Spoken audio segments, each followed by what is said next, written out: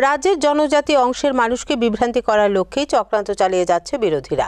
বৃহস্পতিবার 29 কৃষ্ণপুর মণ্ডলের জনজাতি মোর্চার উদ্যোগে আয়োজিত সাংগঠনিক সভায় বললেন জনজাতি কল্যাণ দপ্তরের মন্ত্রী বিকাশ দেববর্মা। আগামী 10ই ডিসেম্বর 29 কৃষ্ণপুর বিধানসভা কেন্দ্রের চাকমাঘাট এলাকায় জনজাতি অংশের মানুষকে নিয়ে ঐতিহাসিক জনসভাকে সাফল্যমণ্ডিত করার লক্ষ্যে বৃহস্পতিবার মণ্ডল কার্যালয়ে জনজাতি মোর্চার উদ্যোগে এক প্রস্তুতি সভার আয়োজন করা হয়েছিল। এদিনের সভায় জনজাতি মোর্চার নেতৃত্বরা আলোচনায় অংশগ্রহণ করেন। সভাতে বক্তব্য রাখতে গিয়ে মন্ত্রী বিকাশ দেববর্মা বলেন, জনজাতি অংশের মানুষদের নিয়ে বিরোধী দলগুলি চক্রান্ত করছে, উন্নয়নের ব্যাঘাত সৃষ্টি করছে, কিন্তু মুখ্যমন্ত্রীর নেতৃত্বে বর্তমান সরকার জনজাতিদের উন্নয়নের প্রয়াস জারি রেখেছে।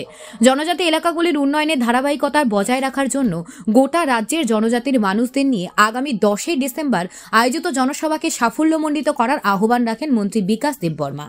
আমার এই কৃষ্ণপুর বিধানসভার মধ্যে আগামী 10ই ডিসেম্বর আমাদের রাজ্যের জনপ্রিয় মুখ্যমন্ত্রী আমার এই বিধানসভার মধ্যে একটা জনসভা করা হবে, শুধু জনজাতি জনসভা করা হবে।